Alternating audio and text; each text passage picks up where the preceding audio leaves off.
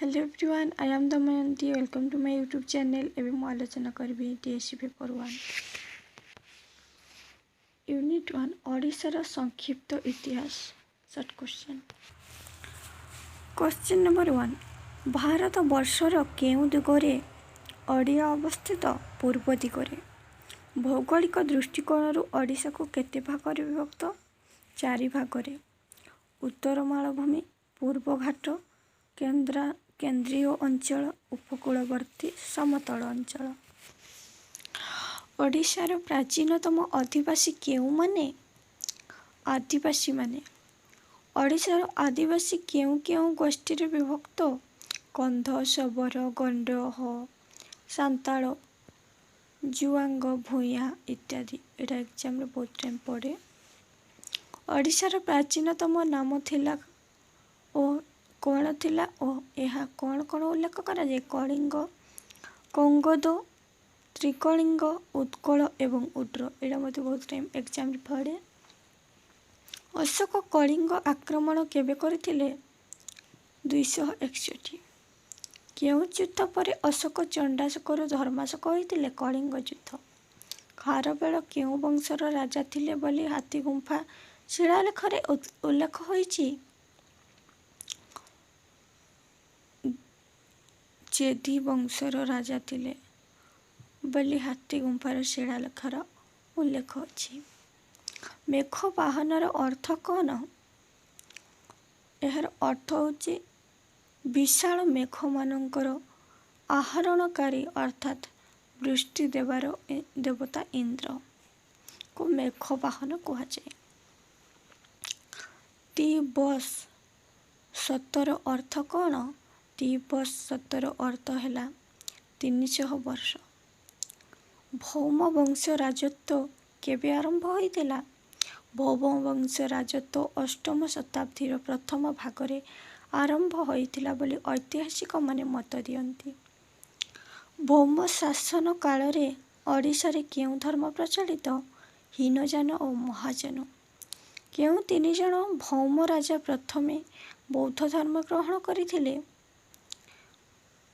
भौम राजार क्षेमंकर देव प्रथम, शिवकर देव एवं प्रथम शुभकर देव प्रथमे बौद्ध धर्म ग्रहण करथिले बोली ऐतिहासिक माने मत करती। एटा मते बहुत टाइम एग्जाम रे पड़े। भौम राजा मानक समय रे शिलालेख और साहित्य रे केउं भाषा व्यवहृत होता है? भौम राजा मानक समय रे शिलालेख और साहित्य रे संस्कृत भाषार व्यवहार होता है। ऐतिहासिक मानक मतरे ओडिशा रे केबे समवंशीय राजत्व आरंभ होइतिला? 9म शताब्दी मध्य भागरू समवंश राजत्वर आरंभ। समवंशी राजा मानकर राज्यर परिसीमा केउं जिल्लार थिला? संबलपुर, बलांगीर, बालेश्वर, कटक, पुरी, गंजाम, कलाहांडी एवं मेदिनीपुर अंश उपरे थिला। समवंशी राजा माने केउं धर्मर उपासना करुथिले? शैव धर्मर। मुक्तेश्वर मंदिर किए निर्माण करथिले? जजाति मुक्तेश्वर मंदिर निर्माण करथिले। लिंगराज मंदिर केउं राजा मानक समसामयिक थिला? द्वितीय जजाति केशरी। ब्रह्मेश्वर मंदिर किए निर्माण करथिले? उद्यत केशरी माता कलावती भुवनेश्वर रे ब्रह्मेश्वर मंदिर निर्माण करथिले। एटा मते बहुत टाइम एग्जाम रे पड़े। राजाराणी मंदिर निर्माणर विशेषत्व कौन? राजाराणी मंदिर राजाराणी पत्थर निर्मित होइतिबारु एहार नाम राजाराणी मंदिर। समवंशी राजत्वर सर्वश्रेष्ठ कलाकृति केउं मंदिर ओ एहा केबे निर्माण होइतिला? समवंशी राजत्वर सर्वश्रेष्ठ कलाकृति है लिंगराज मंदिर। यही मंदिर 1030 ख्रीष्टाब्दरू 1065 ख्रीष्टाब्द मध्य निर्मित होइतिला बोली ऐतिहासिक मानकर मत। चडगंग देव निजको केउं केउं उपाधि रे भूषित करथिले? एटा मते एग्जाम पड़े। राजाधिराज श्री गंगा चूड़ामणि, ପରମ ଭଟ୍ଟାରକ, ତ୍ରିକଳିଙ୍ଗାଧିପତି ରାଜା ପରମେଶ୍ୱର। ଶ୍ରୀ ଜଗନ୍ନାଥ ମନ୍ଦିରକୁ କିଏ ନିର୍ମାଣ କରିଥିଲେ? ଚଡ଼ଗଙ୍ଗ ଦେବ। ମାଦଳା ପାଞ୍ଜି ଅନୁସାରେ ଜଗନ୍ନାଥ ମନ୍ଦିର କିଏ ନିର୍ମାଣ କରିଥିଲେ? ମାଦଳା ପାଞ୍ଜି ଅନୁସାରେ ତୃତୀୟ ଅନଙ୍ଗ ଭୀମଦେବ। ଭୁବନେଶ୍ୱରରେ ଅନନ୍ତ ବାସୁଦେବ ମନ୍ଦିର କିଏ ନିର୍ମାଣ କରିଥିଲେ? ପ୍ରଥମ ନରସିଂହ ଦେବଙ୍କ ପତ୍ନୀ ରାଣୀ ଚନ୍ଦ୍ରିକା ବିଷ୍ଣୁ ଉପାସନା କରିଥିଲେ। ସେ ଭୁବନେଶ୍ୱରରୁ ହିନ୍ଦୁ ସରବରାହର ପୁଷ୍କରଣୀ କୂଳରେ ବିଷ୍ଣୁ ଉପାସନା ନିମନ୍ତେ ଅନନ୍ତ ବାସୁଦେବ ମନ୍ଦିର ନିର୍ମାଣ କରିଥିଲେ। ସୂର୍ଯ୍ୟବଂଶୀ ସମ୍ରାଟ କପିଳେନ୍ଦ୍ର ଦେବ କେବେ ସିଂହାସନ ଆରୋହଣ କରିଥିଲେ? 1435। କପିଳେନ୍ଦ୍ର ଦେବଙ୍କ ରାଜ୍ୟାଭିଷେକ ଉତ୍ସବ କେବେ ଓ କେଉଁଠାରେ ହୋଇଥିଲା? 1435 ଭୁବନେଶ୍ୱରଠାରେ ଅନୁଷ୍ଠିତ ହୋଇଥିଲା। କପିଳେନ୍ଦ୍ର ଦେବ କେଉଁ ଉପାଧିରେ ଭୂଷିତ ହୋଇଥିଲେ? ଗୌଡ଼େଶ୍ୱର ନବକୋଟି କର୍ଣ୍ଣାଟକ କଳବର୍ଗେଶ୍ୱର ଉପାଧିରେ ଭୂଷିତ ହୋଇଥିଲେ। ଏଇଟା ମଧ୍ୟ ଏକ୍ଜାମ୍ରେ ପଡ଼େ, ବହୁତ ଟାଇମ୍ ମନେ ରଖିଥିବେ। ଗୌଡ଼େଶ୍ୱରର ଅର୍ଥ କ'ଣ? ଗୌଡ଼େଶ୍ୱରର ଅର୍ଥ ବଙ୍ଗର ଅଧୀଶ୍ୱର। କପିଳେନ୍ଦ୍ର ଦେବଙ୍କର କେତେ ଜଣ ପୁତ୍ର ଥିଲେ? 18 ଜଣ। ପୁରୁଷୋତ୍ତମ ଦେବ କାହାର ଗର୍ଭରୁ ଜନ୍ମ ହୋଇଥିଲେ? ପୁରୁଷୋତ୍ତମ ଦେବ ପାର୍ବତୀ ନାମଧେୟ ଫୁଲ ବିବାହୀ ବ୍ରାହ୍ମଣୀ ପଇଲି ଗର୍ଭରୁ ଜନ୍ମ ନେଇଥିଲେ। ପୁରୁଷୋତ୍ତମ ଦେବ କେତେ ବର୍ଷରେ ଶାସନ କରିଥିଲେ? 30 ବର୍ଷରେ ଶାସନ କରିଥିଲେ। 1497 ଖ୍ରୀଷ୍ଟାବ୍ଦରେ ପ୍ରାଣତ୍ୟାଗ କରିଥିଲେ। କପିଳେନ୍ଦ୍ର ଦେବଙ୍କ ରଚନା କରିଥିବା ନାମକରଣ ପରଶୁରାମ ବିଜୟ।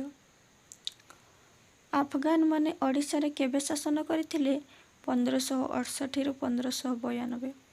କେବେ ଇଂରେଜ ସୈନ୍ୟମାନେ କଟକ ପହଞ୍ଚିଥିଲେ? 1803 ଅକ୍ଟୋବର 10 ତାରିଖ। ଏଇଟା ମଧ୍ୟ ଏକ୍ଜାମ୍ରେ ଆସେ। କେଉଁ ମସିହାରେ ପାଇକ ବିଦ୍ରୋହ ସଂଗଠିତ ହୋଇଥିଲା? 1817। ଏଇଟା ମଧ୍ୟ ଆସେ ଏକ୍ଜାମ୍ରେ। ବକ୍ସିର ଅର୍ଥ କ'ଣ? ଏଇଟା ମଧ୍ୟ ଏକ୍ଜାମ୍ରେ ଆସେ। ବକ୍ସିର ଅର୍ଥ ସେନାପତି।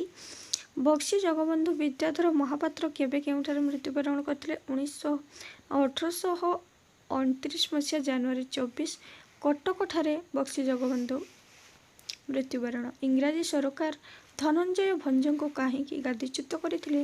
ଧନଞ୍ଜୟ ଭଞ୍ଜ ଇଂରେଜ ସରକାରଙ୍କ ଦ୍ୱାରା ନିର୍ଦ୍ଧାରିତ ବାର୍ଷିକ କର ଦେଇ ନ ପାରିବାରୁ। ମେରିଆ ପ୍ରଥମେ କେବେ ଉଚ୍ଛେଦ ହୋଇଥିଲା? 1861ରେ। ସୁରେନ୍ଦ୍ର ସାଏ କେବେ ମୃତ୍ୟୁବରଣ କରିଥିଲେ? 1843 ମସିହା ଫେବୃଆରୀ ମାସ 18 ତାରିଖ। ସୁରେନ୍ଦ୍ର ସାଏ କେବେ କେଉଁଠାରେ ଆତ୍ମସମର୍ପଣ କରିଥିଲେ? 1862 ମସିହା ମେ ମାସ 16 ତାରିଖ ସୁରେନ୍ଦ୍ର ସାଏ ମେଜର ଇମ୍ଫେଙ୍କ ପାଖରେ ଆତ୍ମସମର୍ପଣ କରିଥିଲେ। ନଅଙ୍କ ଦୁର୍ଭିକ୍ଷର ନାମକରଣ ବିଶେଷତ୍ୱ କ'ଣ? ଏଇଟା ମଧ୍ୟ ଏକ୍ଜାମ୍ରେ ବହୁତ ଟାଇମ୍ ପଡ଼ିଥାଏ। ପୁରୀର ଗଜପତି ଦିବ୍ୟସିଂହ ଦେବ ରାଜତ୍ୱର ନବମ ବର୍ଷର 9 ଅଙ୍କ ଦୁର୍ଭିକ୍ଷ ଘଟିଥିଲା। ତେଣୁ ଏହାକୁ 9 ଅଙ୍କ ଦୁର୍ଭିକ୍ଷ କୁହାଯାଏ। 1866। ଇଂରେଜମାନେ କେବେ ଲବଣ ଉତ୍ପାଦନ ବନ୍ଦ କରିଥିଲେ? 1863ରେ ଲବଣ ଉତ୍ପାଦନ ବନ୍ଦ କରିଥିଲେ। ଓଡ଼ିଆ ଏକ ସ୍ୱତନ୍ତ୍ର ଭାଷା ନୁହେଁ, ଏକଥା କିଏ କହିଥିଲେ? ବାଲେଶ୍ୱର ଜିଲ୍ଲାର ସ୍କୁଲ ଜନୈକ ବଙ୍ଗାଳୀ ଶିକ୍ଷକ କାନ୍ତିଲାଲ ଭଟ୍ଟାଚାର୍ଯ୍ୟ ଓଡ଼ିଆ ଏକ ସ୍ୱତନ୍ତ୍ର ଭାଷା ନୁହେଁ ବୋଲି କହିଥିଲେ। ଏଇଟା ମଧ୍ୟ ଏକ୍ଜାମ୍ରେ ଆସିଥାଏ। ଉତ୍କଳ ଜନନୀକୁ କେବେ ଓ କେଉଁଠି ନିମ୍ନମସ୍ତା ମୂର୍ତ୍ତି ଭାବେ ପୂଜା କରିଥିଲେ? 1928 ମସିହାରେ ଦୁର୍ଗା ପୂଜା ସମୟରେ କଟକ ସହରର ଲୋକେ ଉତ୍କଳ ଜନନୀକୁ ନିମ୍ନମସ୍ତା ମୂର୍ତ୍ତି ରୂପେ ଗଠନ କରିଥିଲେ। ପ୍ରଥମ ଗୋଲଟେବୁଲ ବୈଠକ କେବେ ହୋଇଥିଲା? 1930 ମସିହା ନଭେମ୍ବର ମାସ ଲଣ୍ଡନଠାରେ ହୋଇଥିଲା।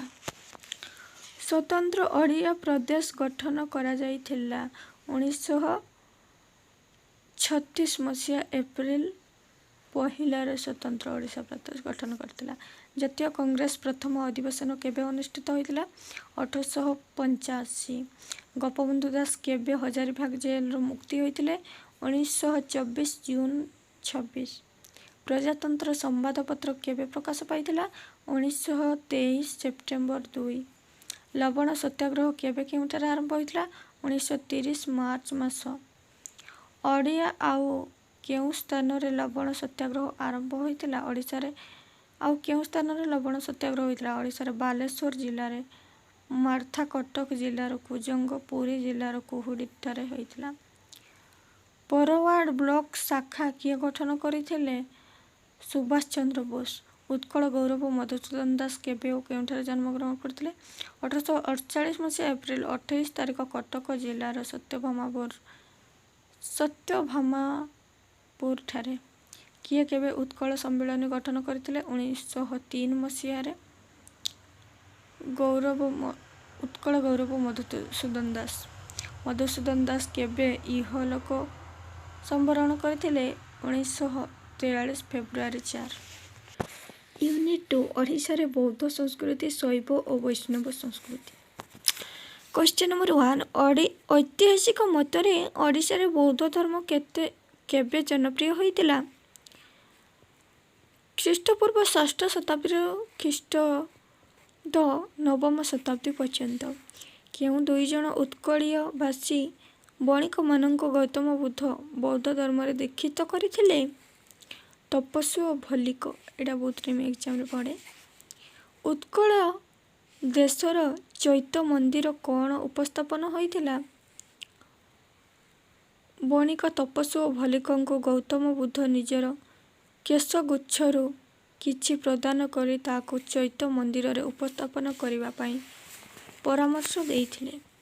ବୁଦ୍ଧଦେବଙ୍କ ଦନ୍ତ କଳିଙ୍ଗର କେଉଁ ମନ୍ଦିରରେ ସ୍ଥାପନ ହୋଇଥିଲା? ଏଇଟା ମଧ୍ୟ ଏକ୍ଜାମ୍ରେ ପଡ଼େ। କଳିଙ୍ଗର ରାଜଧାନୀ ଦନ୍ତପୁର ନଗରୀରେ ରାଜା ବ୍ରହ୍ମଦତ୍ତଙ୍କ ଦ୍ୱାରା ନିର୍ମିତ ମନ୍ଦିରରେ ବୁଦ୍ଧଦେବଙ୍କ ପବିତ୍ର ଦନ୍ତ ଥେରକ୍ଷମ ନାମକ ବୌଦ୍ଧ ଭିକ୍ଷୁ ସ୍ଥାପନ କରିଥିଲେ। ସମ୍ରାଟ ଅଶୋକ କେଉଁ ଧର୍ମ ଗ୍ରହଣ କରିଥିଲେ? ବୌଦ୍ଧ ଧର୍ମ। ତ୍ରିଶମ୍ କିଏ? ସେ କେଉଁ ଧର୍ମ ପ୍ରଚାର ଓ ପ୍ରସାର ଦିଗରେ କାର୍ଯ୍ୟ କରିଥିଲେ? ତ୍ରିଶମ୍ ହେଉଛନ୍ତି ଅଶୋକଙ୍କ ଭ୍ରାତା। ସେ ବୌଦ୍ଧ ଧର୍ମ ପ୍ରଚାର ଓ ପ୍ରସାର କରିଥିଲେ। ବୌଦ୍ଧ ଧର୍ମର ଦୁଇ ଜଣ ପନ୍ଥୀଙ୍କ ନାମ ହୀନଯାନୀ ମହାଯାନୀ। ହୁଏନ୍ସା କେବେ କଳିଙ୍ଗ ଆସିଥିଲେ? 638ରୁ 639।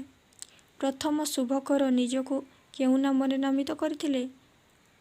ସୌଗତାୟ। ବୌଦ୍ଧ ଧର୍ମ ଉପରେ ଭୌମ ରାଜାମାନେ କେଉଁ ପୁସ୍ତକ ରଚନା କରିଥିଲେ? ଗଣ୍ଡବ୍ୟୁହ। ଓଡ଼ିଶାର କେଉଁ ସ୍ଥାନରେ ବୌଦ୍ଧ ଧର୍ମ କୀର୍ତ୍ତିମାନଙ୍କର ଭଗ୍ନାବଶେଷ ମିଳିଥାଏ? ଓଡ଼ିଶାରେ ରତ୍ନଗିରି, ଲଳିତଗିରି, ଉଦୟଗିରି ଆଦିରେ। ବଜ୍ରଯାନର ଉପାସକମାନେ କାହାକୁ ପୂଜା କରନ୍ତି? ବଜ୍ରଯାନର ଉପାସକମାନେ ତାରା, ହେରୁକ, ମାରିଚି, ଦୟଗ୍ରୀ ଆଦି ଦେବତାଙ୍କୁ ପୂଜା କରନ୍ତି। ଉଦୟଗିରିରେ କେଉଁ ମହାବିହାର ଅଛି ତାର ନାମ କ'ଣ? ଉଦୟଗିରିରେ ଯେଉଁ ମହାବିହାର ଅଛି ତାର ନାମ ଶ୍ରୀ ମଧୁପୁର ମହାବିହାର। ଇତିହାସ ଅନୁଯାୟୀ ଭାରତବର୍ଷରେ କେବେ ଶିବଲିଙ୍ଗ ପୂଜା ବିଧି ପ୍ରଚଳନ ହୋଇଥିଲା? ଭାରତବର୍ଷରେ ଆର୍ଯ୍ୟମାନଙ୍କର ଆଗମନ ପୂର୍ବରୁ ଶିବଲିଙ୍ଗକୁ ଲିଙ୍ଗ ଭାବରେ ଅଥବା ପଶୁପତିନାଥ ଭାବରେ ମନୋରଞ୍ଜନ ଦାସ ମହେଞ୍ଜୋଦାର ଓ ହରପ୍ପାମାନେ ପୂଜା କରି ଆସୁଥିଲେ। କେଉଁ ଜାତିର ଅଧିବାସୀମାନେ ଶିବଲିଙ୍ଗ ପୂଜା କରିବାର ବିଶ୍ୱାସ ପ୍ରଚଳନ ଥିଲା? କିରାତ, ନୋଳ, ପୁଳିନ୍ଦ ଜାତିର ଅଧିବାସୀମାନେ ଶିବଲିଙ୍ଗ ପୂଜା କରୁଥିବାର ବିଶ୍ୱାସ ପ୍ରଚଳନ ଥିଲା। ପାଶୁପତ ସମ୍ପ୍ରଦାୟର ଦୁଇଜଣ ପ୍ରଚାରକଙ୍କର ନାମ କଦମ୍ବ ଗୁହବାସୀ ଏବଂ ଶଙ୍ଖ ମଠାଧିପତି। ଅସନପାଟ ଶିଳାଲେଖରେ ଶିବଙ୍କର ମୂର୍ତ୍ତି କିପରି ଥିଲା? ଶିବଙ୍କ ହାତରେ ସର୍ପ, ଡମ୍ବରୁ, ତ୍ରିଶୂଳ, ଅକ୍ଷୟମାଳ ଓ ବୀଣା ଆଦି ସଞ୍ଚାର ଶୋଭା ପାଉଥିଲା। କାହାକୁ ଦେବ ଓ ଦାନବ ରୂପେ ଅଶୋକ ସ୍ତମ୍ଭରେ ଚିତ୍ରଣ କରିଥିଲେ? ଅଶୋକ ସ୍ତମ୍ଭକୁ ଶିବଲିଙ୍ଗରେ ପରିଣତ କରିବା ଦୃଷ୍ଟିରୁ ସହ ମନ୍ଦିରର ସ୍ଥାପତ୍ୟରେ ବୌଦ୍ଧ ଦେବଙ୍କୁ, ଦାନବ ଓ ଶୈବମାନଙ୍କୁ ଦେବତା ଭାବରେ ଚିତ୍ରଣ କରିଛନ୍ତି। ମହେନ୍ଦ୍ରଗିରିରେ କେଉଁ ପୀଠସ୍ଥଳୀ ଥିଲା? ଶିବ ଗକର୍ଣ୍ଣେଶ୍ୱରଙ୍କ ପୀଠସ୍ଥଳୀ ଥିଲା।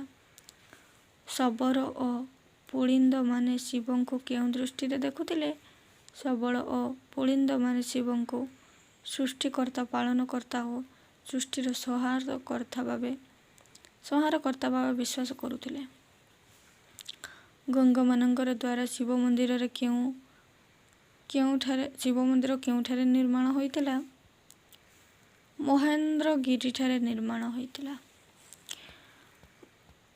ଗଙ୍ଗଦ ଓ ଶୈଳୋଦ୍ଭବ ବଂଶୀ କେଉଁ ମନ୍ଦିର ନିର୍ମାଣ ହୋଇଥିଲା?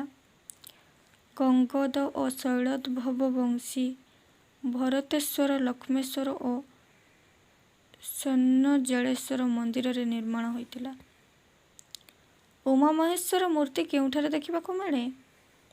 ଉମାମହେଶ୍ୱର ମୂର୍ତ୍ତି ଖିଚିଂ, କୃଷ୍ଣଗିରି, ଭୁବନେଶ୍ୱର ଶୈବ ପୀଠରେ ଦେଖିବାକୁ ମିଳେ। ଯାଜପୁରରେ ମାଧବେଶ୍ୱର ମନ୍ଦିର କିଏ ନିର୍ମାଣ କରିଥିଲେ?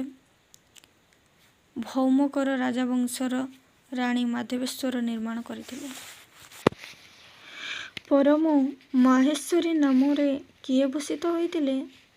ପରମ ମାହେଶ୍ୱରୀ ନାମରେ ରାଣୀ ବକୁଳ ମହାଦେବୀ ଭୂଷିତ ହୋଇଥିଲେ। ଏଇଟା ଏକ୍ଜାମ୍ରେ ପଡ଼େ ବହୁତ ଟାଇମ୍। ଶିବଙ୍କର ପରିବାର ଦେବତାମାନଙ୍କ ନାମ ଦର୍ଶାଅ। ଗଣେଶ, ପାର୍ବତୀ, କାର୍ତ୍ତିକେୟ।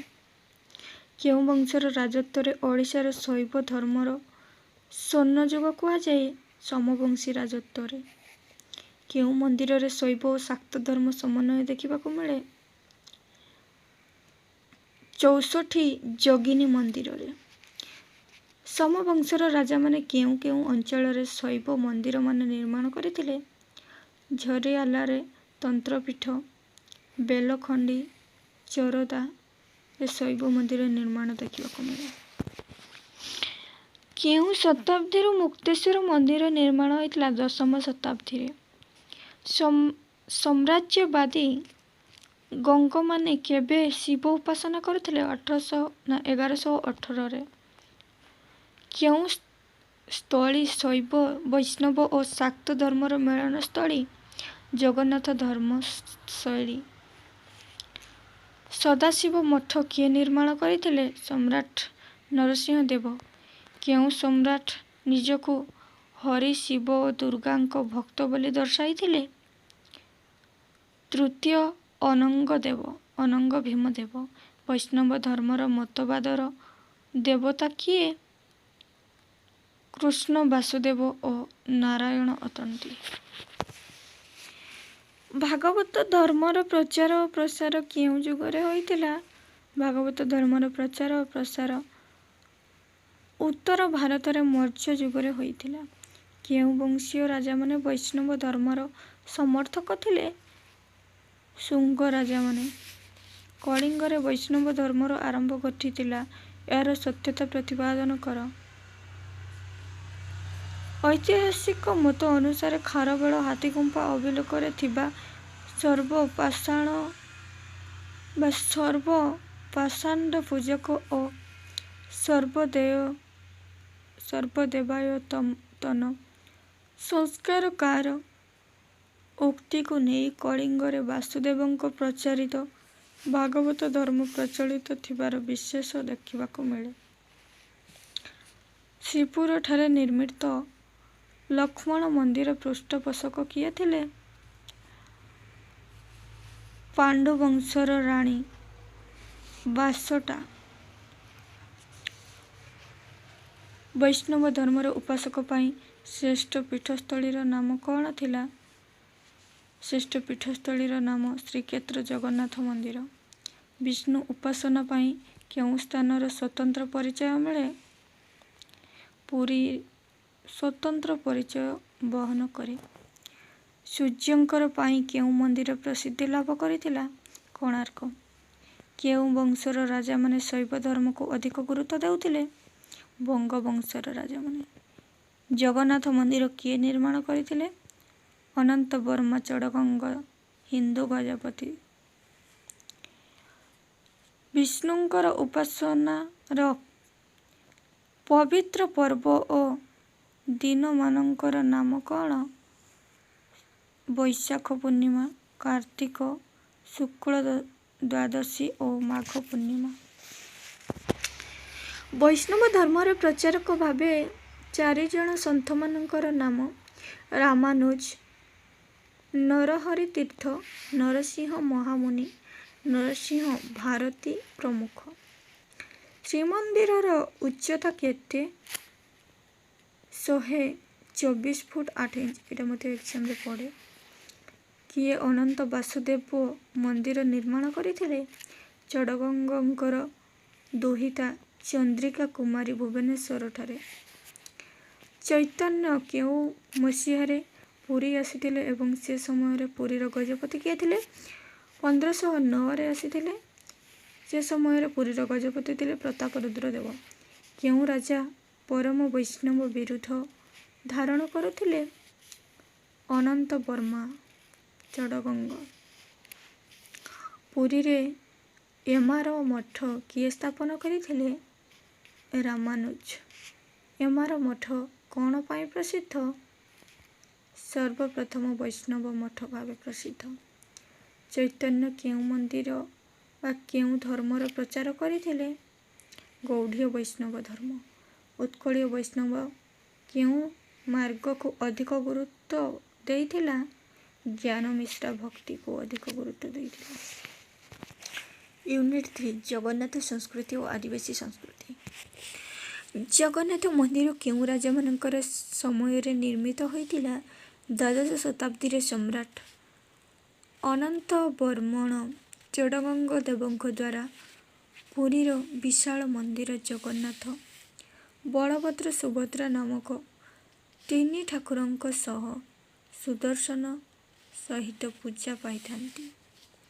3 ଠାକୁରଙ୍କୁ କେଉଁମାନେ ପୂଜା କରନ୍ତି ଓ କିଏ ସେବା କରିବାର ଦାୟିତ୍ୱ ନେଇଥାନ୍ତି?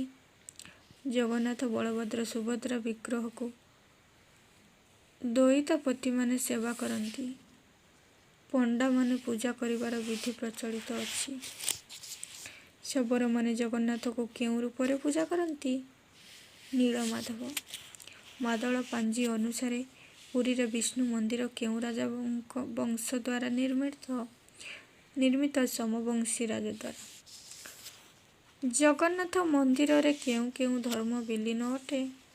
ହିନ୍ଦୁ ମନ୍ଦିର ଅପୂର୍ବ ସମ୍ମିଶ୍ରଣ ଶକ୍ତି ବଳରେ ଜୈନ, ଶୈବ, ବୈଷ୍ଣବ, ଶାକ୍ତ ସଭିଏଁ ଜଗନ୍ନାଥ ମନ୍ଦିରରେ ଏକତ୍ର ଲୀନ ହୋଇଥିବା କଥା କିମ୍ବଦନ୍ତୀରେ ସୂଚନା ମିଳେ। ଜଗନ୍ନାଥଙ୍କ ଯେଉଁ ଯାତ୍ରା ଓ ପର୍ବ ପାଳନ କରାଯାଏ ତାକୁ କ'ଣ କୁହାଯାଏ? ଶ୍ରୀଜଗନ୍ନାଥ ମର୍ତ୍ତ୍ୟ ଲୀଳା ମଧ୍ୟରେ ବିଭିନ୍ନ ପର୍ବପର୍ବାଣି ଯାନିଯାତ୍ରା ପ୍ରଧାନ ଅଛନ୍ତି। ତନ୍ମଧ୍ୟରୁ ଯେଉଁ ଯାତ୍ରା ବା ପର୍ବଗୁଡ଼ିକ ପ୍ରଧାନ ତାହାକୁ ଦ୍ୱାଦଶ ଯାତ୍ରା କୁହାଯାଏ। 13 ପର୍ବ ଭାବେ କେଉଁ ତିଥିକୁ ଗ୍ରହଣ କରାଯାଏ? ଏଇଟା ଏକ୍ଜାମରେ ପଡ଼େ। ବୈଶାଖ ଶୁକ୍ଳ ଅଷ୍ଟମୀ ତିଥିରେ ନୀଳାଦ୍ରି ମହୋଦୟ ଉତ୍ସବକୁ 13 ପର୍ବ ବୋଲି କୁହାଯାଏ। ବୈଦିକ ଓ ଆର୍ଯ୍ୟମାନଙ୍କର ଦ୍ୱାରା ଦେବତା ରୂପେ କିଏ ପୂଜା ପାଉଥିଲେ? ଦେବତା ରୂପେ ଦାରୁ ପୂଜା ପାଉଥିଲେ। ଶ୍ରୀଜଗନ୍ନାଥ ରୋଷେଇରେ କେଉଁ ପନିପରିବାକୁ ନିଷେଧ କରାଯାଉଥିଲା? ଚିନି, ଗୋଲ ଆଳୁ, ବନ୍ଧାକୋବି, ବିଲାତି ବାଇଗଣକୁ ନିଷେଧ କରାଯାଉଥିଲା। ଦାରୁ ସମ୍ପର୍କରେ ଆର୍ଯ୍ୟମାନଙ୍କର ବିଶ୍ୱାସ କ'ଣ ଥିଲା? ପ୍ରକୃତି ହିଁ ପରମ ବ୍ରହ୍ମ। ଜନ୍ମଠାରୁ ମୃତ୍ୟୁ, ଏନ୍ତୁଡ଼ିଠାରୁ ଶ୍ମଶାନ ପର୍ଯ୍ୟନ୍ତ ଦାରୁର ଭୂମିକା ଅପରିହାର୍ଯ୍ୟ। ଜୀବଦଶା ମଧ୍ୟ ଦାରୁର ସର୍ବସ୍ୱ। ଅତଏବ ଦାରୁ ଯେହେତୁ ମାନବର ଜନ୍ମ, ଜୀବନ, ମରଣ ସହିତ ଅଙ୍ଗାଅଙ୍ଗୀ ଭାବେ ଜଡ଼ିତ, ଆଦି ମାନବୀୟ ଆତ୍ମିକ ସଂସ୍କୃତି ପ୍ରକୃତିର ପରମ ଉପଜୀବ୍ୟ, ଦାରୁ ହିଁ ଦେବତା ରୂପେ ସ୍ୱୀକାର୍ଯ୍ୟ। ଏହି ବିଶ୍ୱାସ ଆର୍ଯ୍ୟମାନଙ୍କର ଥିବାରୁ ସେମାନେ ଦାରୁ ଶ୍ରୀ ଜଗନ୍ନାଥ ସଂସ୍କୃତିରେ କୃଷିଭିତ୍ତିକ ପର୍ବର ନାମ କ'ଣ? ଅକ୍ଷୟ ତୃତୀୟା। ଶ୍ରୀ ଜଗନ୍ନାଥ ସ୍ନାନ ପୂର୍ଣ୍ଣିମା ସମ୍ପର୍କରେ ଧାରଣା ପ୍ରଦାନ କର। ଜ୍ୟେଷ୍ଠ ପୂର୍ଣ୍ଣିମା ବିନା ଏହି ପର୍ବ ଶ୍ରୀକ୍ଷେତ୍ରରେ ମହାସମାରୋହରେ ପାଳିତ ହୁଏ। ଏହି ପବିତ୍ର ଦିନ ଶ୍ରୀ ଜଗନ୍ନାଥ ସ୍ନାନ ବେଦୀକୁ ଆସନ୍ତି। 108 କଳସୀ ଉପରେ ସ୍ନାନ କରି ଗଣେଶ ବେଶରେ ସୁସଜ୍ଜିତ ହୋଇଥାନ୍ତି। ଧର୍ମ କହିଲେ କ'ଣ ବୁଝ? ଧାର୍ଯ୍ୟତେ ଲୋକରେଜନ ଇତି ଧର୍ମ, ଅର୍ଥାତ୍ ଯାହା ସମାଜ ଜୀବନକୁ ଦୃଢ଼ ଭାବରେ ଗ୍ରହଣ କରି ରଖେ ତାହା ହିଁ ଧର୍ମ। ଜଗନ୍ନାଥ ସଂସ୍କୃତିରେ କେତେ ଯାତ୍ରା, ଉପଯାତ୍ରା ଓ ପର୍ବପର୍ବାଣି ପାଳିତ ହୁଏ? 27ଟି ଉପଯାତ୍ରା ଓ 108ଟି ପର୍ବପର୍ବାଣି। ଅନବସର ବା ଅଣସର ନୀତି କ'ଣ? ଜ୍ୟେଷ୍ଠ ପୂର୍ଣ୍ଣିମା ରାତ୍ରିରେ ଦିଅଁମାନଙ୍କୁ ନିବୃତ୍ତ ଅନବସର ପ୍ରକୃଷ୍ଟକୁ ନିଆଯାଇଥାଏ। 15 ଦିନ ପାଇଁ ତିନି ମୂର୍ତ୍ତି ଲୋକ ଦର୍ଶନର ଅନ୍ତରାଳରେ ରୁହନ୍ତି। ସେମାନଙ୍କ ପାଇଁ ଗୋପନୀୟ ପୂଜା ରୀତିଙ୍କ ଆୟୋଜନ କରାଯାଇଥାଏ। ଜଗନ୍ନାଥ, ବଳଭଦ୍ର, ସୁଭଦ୍ରା ପ୍ରକୃତି ରତ୍ନବେଦୀ ନିକଟରେ ପୂଜା ହୁଅନ୍ତି। ନନ୍ଦିଘୋଷ ରଥର ଉଚ୍ଚତା, ଚକ ସଂଖ୍ୟା ଏବଂ ରଥର ସାରଥୀ ନାମ କ'ଣ? ନନ୍ଦିଘୋଷର ଉଚ୍ଚତା 23। ଏଥିରେ ସଂଯୁକ୍ତ ଚକ ସଂଖ୍ୟା 16। ରଥର ସାରଥୀ ନାମ ଡାହୁକ। ଏଇଟା ଏକ୍ଜାମରେ ପଡ଼େ ବହୁତ ଟାଇମ୍। ଅନବସର ବା ଅଣସର ନୀତି କ'ଣ? ଜ୍ୟେଷ୍ଠ ପୂର୍ଣ୍ଣିମା ରାତିରେ ଦିଅଁମାନଙ୍କୁ ନିବୃତ୍ତ ଅନବସର ପ୍ରକୃଷ୍ଟକୁ ନିଆଯାଇଥାଏ। 15 ଦିନ ପାଇଁ ତିନି ମୂର୍ତ୍ତି ଲୋକ ଦର୍ଶନର ଅନ୍ତରାଳରେ ରୁହନ୍ତି। ସେମାନଙ୍କ ପାଇଁ ଗୋପନୀୟ ପୂଜାରୀଙ୍କ ଆୟୋଜନ କରାଯାଇଥାଏ। ଜଗନ୍ନାଥ, ବଳଭଦ୍ର ଓ ସୁଭଦ୍ରାଙ୍କ ପ୍ରତିକୃତି ରତ୍ନବେଦୀ ନିକଟରେ ପୂଜିତ ହୁଏ। ପୂଜା ସମସ୍ତ ଦାୟିତ୍ୱ ଦଇତାପିତାମାନେ ବହନ କରନ୍ତି। ନନ୍ଦିଘୋଷ ରଥର ଉଚ୍ଚତା ସଂଖ୍ୟା କେତେ? ଚକ ସଂଖ୍ୟା କେତେ? ନନ୍ଦିଘୋଷ ରଥର ଉଚ୍ଚତା 23, ତାର ଚକ ସଂଖ୍ୟା 16। ହେରା ପଞ୍ଚମୀର ଅନ୍ୟ ଅର୍ଥ କ'ଣ? ହେରା ପଞ୍ଚମୀର ଅନ୍ୟ ଅର୍ଥ ଲକ୍ଷ୍ମୀ ବିଜୟୋତ୍ସବ। ଗୁଣ୍ଡିଚା ମନ୍ଦିରରୁ ଲକ୍ଷ୍ମୀ ଯେଉଁ ବାଟ ଦେଇ ଫେରିଥିଲେ, ଅଧୁନା ତାର ନାମକରଣ କ'ଣ? ହେରାଗହରୀ।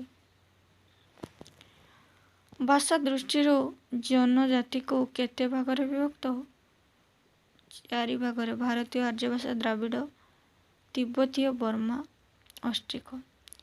ଭାରତୀୟ ଆର୍ଯ୍ୟ ଭାଷା କହୁଥିବା 4 ଗୋଟି ଜନଜାତିର ନାମ ମାଟିଆ, ଝରିଆ, ଲରିଆ, ସାଉଁଟି। ଦ୍ରାବିଡ଼ ଭାଷା 4 ଗୋଟି ଜନଜାତିର ନାମ କୋଣ୍ଡା, କୋୟା, ପରଜା, କୁଇ। ସାନ୍ତାଳମାନଙ୍କ ଲିପିକୁ କ'ଣ କୁହାଯାଏ? ଅଲଚିକି କୁହାଯାଏ। ଓଡ଼ିଶାରେ ଅନୁସୂଚିତ ଜାତି ଓ ଜନଜାତିଙ୍କ ସଂଖ୍ୟା 62। ଆଦିବାସୀ ସଂସ୍କୃତିର ଆଧ୍ୟାତ୍ମିକ ଅଙ୍ଗ ବୋଲି କାହାକୁ କୁହାଯାଏ? ଗୁଣିଗାରେଡିକୁ କୁହାଯାଏ। କନ୍ଧମାନଙ୍କର ପ୍ରଧାନ ପର୍ବର ନାମ କ'ଣ? କନ୍ଧମାନଙ୍କର ପ୍ରଧାନ ପର୍ବର ନାମ ଏକୋଡୁ ଓ ଝାଗଡି ଅଟେ। ଏହା 2 ଦିନ ପାଳନ ହୁଏ। ୟୁନିଟ୍ 4 ଓଡ଼ିଆ ଓଷାବ୍ରତ ଓ ପର୍ବପର୍ବାଣି। କ୍ୱେଶ୍ଚନ ନମ୍ବର 1, ଓଷାର ଅର୍ଥ କ'ଣ? ସାଧାରଣ ଅର୍ଥରେ ଉତ୍କଳୀୟ ରମଣୀମାନେ ନିଜ ମନର ଅଭିଳାଷକୁ ସାକାର କରିବା ଉଦ୍ଦେଶ୍ୟରେ ଉପବାସ ରହି ଯେଉଁ ମାନସିକ କରି ନିର୍ଦ୍ଦିଷ୍ଟ ଦେବାଦେବୀଙ୍କ ଉଦ୍ଦେଶ୍ୟରେ ପୂଜାର୍ଚ୍ଚନା କରିଥାନ୍ତି, ତାହାକୁ ଓଷା କୁହାଯାଏ। ଓଷା ସହିତ ପାରମ୍ପରିକ ମୂଲ୍ୟବୋଧ କ'ଣ ରହିଛି? ଓଡ଼ିଆ ସମାଜର ମୁଖ୍ୟତଃ କୃଷିଭିତ୍ତିକ ହୋଇଥିବାରୁ ଏବଂ ଜନଜୀବନ ଗ୍ରାମୀଣ ପରମ୍ପରା ଦ୍ୱାରା ପରିଚାଳିତ ହୋଇଥିବାରୁ ଅନେକ ପ୍ରକାରର ଓଷା ଓଡ଼ିଆ ରମଣୀମାନେ ପାଳନ କରନ୍ତି। ବ୍ରତର ଅର୍ଥ କ'ଣ? ସାଧାରଣ ଅର୍ଥରେ ମହିଳାମାନେ ବ୍ରତ ପାଳନ କରନ୍ତି ସ୍ୱାମୀ ସନ୍ତାନ ପ୍ରାପ୍ତି ଓ ବନ୍ଧୁବର୍ଗମାନଙ୍କର ତଥା ପରିବାରର ସୁଖ ସମୃଦ୍ଧିର ଆଶା ରଖି ଉପବାସ ରହି ଦେବାଦେବୀଙ୍କୁ ଉପାସନା କରିବା ହିଁ ବ୍ରତ। ମହିଳାମାନେ ପାଳନ କରୁଥିବା 4ଗୋଟି ବ୍ରତର ନାମ ରବି ନାରାୟଣ ବ୍ରତ, ସୁଦର୍ଶା ବ୍ରତ, କେଦାର ଗୌରୀ ଓ ବ୍ରଜ ମହାକାଳୀ ବ୍ରତ। ମହିଳାମାନଙ୍କ ଦ୍ୱାରା ପାଳିତ ହେଉଥିବା 4ଗୋଟି ଓଷାର ନାମ ଜହ୍ନି ଓଷା, ବୁଧେଇ ଓଷା, ଦ୍ୱିତୀୟ ଓଷା, ଧାନମଣି ଓଷା। ଏଇଟା ଏକ୍ଜାମ୍ରେ ପଡ଼େ ବହୁତ ଟାଇମ୍। କୁଟୀର ବ୍ରତର ଲକ୍ଷ୍ୟ କ'ଣ? କୁକୁଟି ବ୍ରତ, ଏଇଟା ମଧ୍ୟ ଏକ୍ଜାମ୍ରେ ପଡ଼େ। କୁକୁଟି ବ୍ରତ ଉମା ଓ ମହେଶ୍ୱରଙ୍କର ପୂଜା କରାଯାଏ। ମହିଳାମାନେ ଉପବାସ କରନ୍ତି। ପୂଜାର୍ଚ୍ଚନା ଶେଷ ହେଲା ପରେ ହାତରେ ବ୍ରତ ବାନ୍ଧନ୍ତି। ବ୍ରତ ନିଷ୍ଠାର ସହ ସଫଳ ହେଲେ ସନ୍ତାନ ସନ୍ତତି ଲାଭ ହୁଏ। ସୁଦର୍ଶା ବ୍ରତ ପାଳନ କରିବାର ଉଦ୍ଦେଶ୍ୟ କ'ଣ? ପଦ୍ମ ପୁରାଣରେ ସୁଦର୍ଶା ବ୍ରତ ପାଳନ କରିବାର ବିଧି ରହିଛି। ସୁଦର୍ଶା ବ୍ରତ ମା ଲକ୍ଷ୍ମୀଙ୍କୁ ପୂଜା କରାଯାଏ। ରାଇ ଦାମୋଦର ବ୍ରତ କିପରି ପାଳନ କରାଯାଏ? ଉତ୍କଳର ବିଧବା ସ୍ତ୍ରୀମାନେ କାର୍ତ୍ତିକ ମାସରେ ଏହି ବ୍ରତ ପାଳନ କରନ୍ତି। ଏହି ବ୍ରତ ପାଳନ କରିବା ସମୟରେ ଦିନକୁ ମାତ୍ର ଥରେ ଅନ୍ନ ଭୋଜନ କରିଥାନ୍ତି। ନିଶା ମଙ୍ଗଳବାର ବ୍ରତ କ'ଣ? ଏଇଟା ଏକ୍ଜାମ୍ରେ ପଡ଼େ ବହୁତ ଟାଇମ୍। ଆଶ୍ୱିନ ମାସ ପ୍ରତି ମଙ୍ଗଳବାର ଦିନ ବିବାହିତା ମହିଳାମାନେ ଏହି ବ୍ରତ ପାଳନ କରନ୍ତି। ଉପବାସ ରହି ଏହି ବ୍ରତ ପାଳନ କରନ୍ତି। କେଦାର ବ୍ରତ କାହିଁକି ପାଳନ ହୁଏ? ସାଧାରଣତଃ ମହିଳାମାନେ ଏହି ବ୍ରତ ପାଳନ କରନ୍ତି। କେଦାରଙ୍କୁ ସନ୍ତୁଷ୍ଟ କରିବା ହିଁ ଏହି ବ୍ରତର ମୁଖ୍ୟ ଉପଦେୟ। ଉପାସିକାମାନେ ସୁଖ ଓ ସମ୍ପଦର ଆଶାରେ ଏହି ବ୍ରତ ପାଳନ କରନ୍ତି। ଜହ୍ନି ଓଷା କେଉଁମାନେ ପାଳନ କରନ୍ତି? ଅବିବାହିତ କୁମାରୀମାନେ ଜହ୍ନି ଓଷା ପାଳନ କରନ୍ତି। ଭବିଷ୍ୟତକୁ ସୁଖ ସମ୍ପଦ ଓ ସମୃଦ୍ଧିରେ ଭରିଦେବା ଆଶାରେ କୁମାରୀମାନେ ଓଷା ପାଳନ କରିବା ବିଶ୍ୱାସ। ବୁଧେଇ ଓଷା କ'ଣ? ସାଧାରଣତଃ ନାରୀମାନେ ବୁଧେଇ ଓଷା ପାଳନ କରନ୍ତି। ଭାଦ୍ରବ ମାସ ପ୍ରତ୍ୟେକ ବୁଧବାର ଦିନ ଏହି ଓଷା ପାଳିତ ହୋଇଥାଏ। ଏହି ଓଷାରେ ବୁଧମାନଙ୍କୁ ପୂଜା କରାଯାଏ। ଅନ୍ଧକୁ ଚକ୍ଷୁଦାନ, ନିଃସନ୍ତାନକୁ ସନ୍ତାନ ଦେବା, ରୋଗୀକୁ ରୋଗମୁକ୍ତ କରିବା। ଦ୍ୱିତୀୟ ଓଷା କ'ଣ? ଆଶ୍ୱିନ ମାସ କୃଷ୍ଣ ପକ୍ଷ ଅଷ୍ଟମୀ ଦିନ ଏହି ଓଷା ପାଳନ କରାଯାଏ। ଏହି ଓଷାରେ ଦେବତା ଦୂତୀ ବାହନକୁ ପୂଜା କରନ୍ତି। ସାଧାରଣତଃ ନିଃସନ୍ତାନ ନାରୀ ବା ସନ୍ତାନ ହରାଇଥିବା ମହିଳାମାନେ ଦ୍ୱିତୀୟ ଓଷା ପାଳନ କରିଥାନ୍ତି। ଖଡ଼ଖଡ଼ି ଓଷା କ'ଣ? ଗଞ୍ଜାମ ଜିଲ୍ଲାରେ ମୁଖ୍ୟତଃ ଖଡ଼ଖଡ଼ି ଓଷା ପାଳନ କରାଯାଏ। ସାଧାରଣତଃ କୁମାରୀମାନଙ୍କର ଏହା ମୁଖ୍ୟ ପର୍ବ। ଖୁଦୁରୁକୁଣୀ ଓଷା ପାଳନର ବିଧି। ଭାଦ୍ରବ ମାସ ରବିବାର ସକାଳେ ଗାଁରେ କୁମାରୀମାନେ ମିଳିମିଶି ଖୁଦୁରୁକୁଣୀ ଓଷା କରନ୍ତି। କାଞ୍ଚିଆଳ ଓଷା କ'ଣ? ସାଧାରଣତଃ ଭାବେ ଏହି ଓଷା ଷଷ୍ଠୀ ଦେବୀଙ୍କ ପ୍ରତିମାକୁ 7ଟି ଶୁଖୁଆ ସହିତ ସିନ୍ଦୁର କଜ୍ଜଳ ଲେପି ମାର୍ଗଶିର ମାସ ନବମ ଦିବସରେ ମାଆମାନେ ପୂଜା କରନ୍ତି। ଧାନ ମାଣିକ ଓଷା କାହିଁକି କିପରି ପାଳନ କରାଯାଏ? ମାର୍ଗଶିର ମାସ ଗୁରୁବାର ଦିନ ମହାଲକ୍ଷ୍ମୀଙ୍କ ଉଦ୍ଦେଶ୍ୟରେ ଏହି ଓଷା ପାଳନ କରାଯାଏ। ଷଠୀ ଓଷା କ'ଣ? ଏଇଟା ଏକ୍ଜାମ୍ରେ ପଡ଼େ ବହୁତ ଟାଇମ୍। ପ୍ରତ୍ୟେକ ମାଆମାନଙ୍କର ପାଇଁ ଷଠୀ ଓଷା ଅତ୍ୟନ୍ତ ଗୁରୁତ୍ୱପୂର୍ଣ୍ଣ। ଉପଯୁକ୍ତ ବିଧିବିଧାନ ଅନୁଯାୟୀ ମାଆମାନେ ଉକ୍ତ ଓଷାକୁ ପାଳନ କରିଥାନ୍ତି। ବଡ଼ ଓଷା କ'ଣ? କାର୍ତ୍ତିକ ମାସ ଶୁକ୍ଳପକ୍ଷ ଚତୁର୍ଦ୍ଦଶୀ ଦିନ ଉକ୍ତ ଓଷା ପାଳନ କରିବାର ପରମ୍ପରା ନୀତି ନିୟମ ବିଧି ଅଛି। ଧବଳେଶ୍ୱର ମହାଦେବଙ୍କ ମନ୍ଦିରରେ ଶିବଙ୍କର ଦର୍ଶନ ପାଇଁ ମହାସମାଗମ ହୋଇଥାଏ। ତା ପରଦିନ ମହାନଦୀ ବକ୍ଷରେ କଦଳୀ ପଟୁଆର ଡଙ୍ଗା ତିଆରି କରି ତହିଁରେ ଦୀପ ଜଳାଇ ଭକ୍ତମାନେ କାର୍ତ୍ତିକ ପୂର୍ଣ୍ଣିମାରେ ପ୍ରସିଦ୍ଧ ବାଲିଯାତ୍ରାରେ ଅଂଶଗ୍ରହଣ କରିଥାନ୍ତି। ସାବିତ୍ରୀ ବ୍ରତର ଉଦ୍ଦେଶ୍ୟ କ'ଣ? ଜ୍ୟେଷ୍ଠ ମାସ ଅମାବାସ୍ୟା ଦିନ ସାବିତ୍ରୀ ବ୍ରତ ସଧବା ସ୍ତ୍ରୀ ଲୋକମାନେ ପାଳନ କରନ୍ତି ସ୍ୱାମୀର ମଙ୍ଗଳ ପାଇଁ। ମହାବିଷ୍ଣୁ ସଂକ୍ରାନ୍ତି କ'ଣ? ଗ୍ରୀଷ୍ମ ଋତୁର ପ୍ରାରମ୍ଭରେ ଓଡ଼ିଆ ନବବର୍ଷକୁ ସ୍ୱାଗତ କରିବା ଲାଗି ମହାବିଷ୍ଣୁ ସଂକ୍ରାନ୍ତି ପାଳନ କରାଯାଏ। ଏହାର ଅନ୍ୟ ନାମ ପଣା ସଂକ୍ରାନ୍ତି। ଉକ୍ତ ପବିତ୍ର ଦିନ ଶିବ ମଙ୍ଗଳା ଓ ବୃନ୍ଦାବତୀର ପୂଜା ଅର୍ଚ୍ଚନା ହୁଏ। ଶିବ ମନ୍ଦିରରେ ପାଣି ଓ ପଣାର ଆୟୋଜନ ହୋଇଥାଏ। ଅକ୍ଷୟ ତୃତୀୟା କ'ଣ? ଏଇଟା ଏକ୍ଜାମରେ ପଡ଼େ ବହୁତ ଟାଇମ୍। ଏହା ଏକ କୃଷିଭିତ୍ତିକ ପର୍ବ। ବୈଶାଖ ମାସ ଶୁକ୍ଳ ପକ୍ଷ ତୃତୀୟା ତିଥିରେ ଏହି ପର୍ବ ଆୟୋଜିତ ହୋଇଥାଏ। କୃଷକମାନେ ମା ଲକ୍ଷ୍ମୀଙ୍କୁ ସ୍ମରଣ କରି କୃଷି କାର୍ଯ୍ୟ ଆରମ୍ଭ କରନ୍ତି। ଉକ୍ତ ପବିତ୍ର ଦିନରେ ବିଲରେ ବିହନ ବୁଣିଲେ ପର୍ଯ୍ୟାପ୍ତ ପରିମାଣରେ ଫସଲ ଅମଳ ହୋଇଥାଏ ବୋଲି ଲୋକବିଶ୍ୱାସ। ବୈଶାଖ ପୂର୍ଣ୍ଣିମା କ'ଣ? ବୈଶାଖ ପୂର୍ଣ୍ଣିମାର ଅନ୍ୟ ନାମ ବୁଦ୍ଧ ପୂର୍ଣ୍ଣିମା। ସେଦିନ ଗୌତମ ବୁଦ୍ଧ ଜନ୍ମଗ୍ରହଣ କରିଥିଲେ। ଏହି ଦିନ ବୌଦ୍ଧ ଧର୍ମାବଲମ୍ବୀମାନଙ୍କ ପାଇଁ ଅତି ପ୍ରିୟ ଦିବସ। ଚନ୍ଦନ ଯାତ୍ରା କ'ଣ? ଜଗନ୍ନାଥ ସଂସ୍କୃତିର ଏହା ଏକ ବଡ଼ ପର୍ବ। ଏହା ଗ୍ରୀଷ୍ମ ଋତୁରେ ପାଳନୀୟ। ପୁରୀରେ 21 ଦିନ ପର୍ଯ୍ୟନ୍ତ ଏହି ଯାତ୍ରା ଚାଲେ ଏବଂ ବୈଶାଖ ପୂର୍ଣ୍ଣିମା ଦିନ ଉଦ୍ଯାପିତ ହୁଏ। ରାଧା ଓ କୃଷ୍ଣଙ୍କ ଜଳକ୍ରୀଡ଼ା ପାଇଁ ସୁସଜ୍ଜିତ ନୌକାରେ ଠାକୁରଙ୍କୁ ପୁଷ୍ପରଣୀରେ ଭ୍ରମଣ କରାଯାଇଥାଏ। ନେତ୍ରୋତ୍ସବ କ'ଣ? ଜଗନ୍ନାଥ, ବଳଭଦ୍ର ଓ ସୁଭଦ୍ରାଙ୍କ ଅଣସର ସରିଲେ ଏହି ଉତ୍ସବ ମହାସମାରୋହରେ ପାଳନ କରାଯାଏ। ରଜ ପର୍ବ କ'ଣ? ରଜ ପର୍ବ ଉପକୂଳ ଓଡ଼ିଶାର ପର୍ବପର୍ବାଣି। ଆଷାଢ଼ ମାସ ପ୍ରଥମ ଦିନ ରଜ ଉତ୍ସବ ପାଳନ ହୁଏ।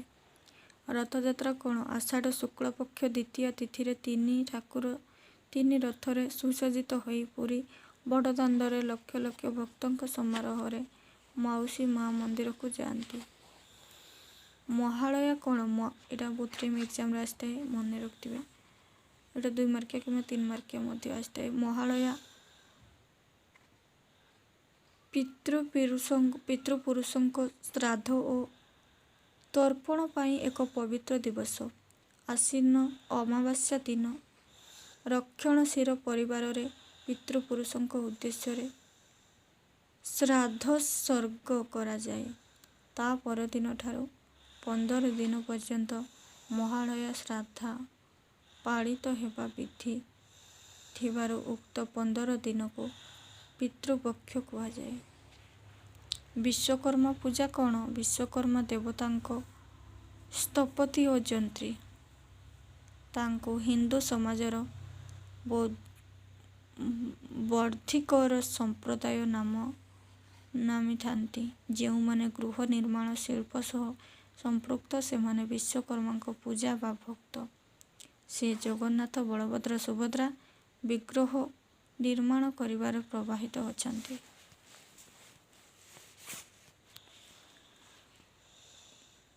ଗର୍ଭ ସଂକ୍ରାନ୍ତି କ'ଣ? କୃଷକମାନଙ୍କ ପାଇଁ ଏହା ଏକ ମହତ୍ତ୍ୱପୂର୍ଣ୍ଣ ଦିନ। ଏହି ପର୍ବ ନିରାଡ଼ମ୍ବର ଭାବେ ପରିବାର ଭିତରେ ପାଳିତ ହୁଏ। କାର୍ତ୍ତିକ ମାସ ପ୍ରଥମ ଦିନ କୃଷକ କଳ୍ପନା କରେ ତାର ଧାନକ୍ଷେତ ପୁଷ୍ପଭରା ହେଉ ଏବଂ ଖୁବ୍ ଭଲ ଫସଲ ହେଉ। ଧାନଫୁଲ ଯେପରି ପୋକ ଦ୍ୱାରା ନଷ୍ଟ ନ ହେଉ ଅଥବା କୌଣସି କାରଣବଶତଃ ଫସଲ ନଷ୍ଟ ନ ହେଉ, ଏହି ବିଶ୍ୱାସ ନେଇ ସେ ଧାନକ୍ଷେତରେ ପୂଜା କରେ। ଏଇଟା ଏକ୍ଜାମରେ ପଡ଼େ 2 ମାର୍କିଆ 3 ମାର୍କିଆ ମଧ୍ୟ ପଡ଼ିଥାଏ। କୁମାରୋତ୍ସବ କ'ଣ? ଅଶ୍ୱିନ ମାସ ପୂର୍ଣ୍ଣିମା ଦିନ ଏହି ଉତ୍ସବ ହୋଇଥାଏ। ଏହା ଲକ୍ଷ୍ମୀ ପୂଜା ଦିନ ଅନୁଷ୍ଠିତ ହୋଇଥାଏ। ଦୋଳ ପୂର୍ଣ୍ଣିମା କ'ଣ? ଏଇଟା ମଧ୍ୟ ପଡ଼େ 2 ମାର୍କିଆ 3 ମାର୍କିଆ ମଧ୍ୟ ପଡ଼େ। ଦୋଳ ପୂର୍ଣ୍ଣିମା ବା ହୋଲି ହିନ୍ଦୁମାନଙ୍କର ସାର୍ବଜନୀନ ପର୍ବ। ଫାଲ୍ଗୁନ ମାସ ପୂର୍ଣ୍ଣିମା ଦିନ ରାଧାକୃଷ୍ଣ ପ୍ରେମ ଭକ୍ତିର ଉପାସକମାନେ ଏହି ପର୍ବ ପାଳନ କରିବା ସହ ବିଭିନ୍ନ ରଙ୍ଗରେ ହୋଲି ଖେଳିଥାନ୍ତି। ଶ୍ରୀରାମନବମୀ କ'ଣ? ଏହା ହିନ୍ଦୁମାନଙ୍କର ବିଶେଷତଃ ଉତ୍ତର ଭାରତୀୟ ଅଧିବାସୀମାନଙ୍କ ପାଇଁ ଏକ ପବିତ୍ର ଦିବସ।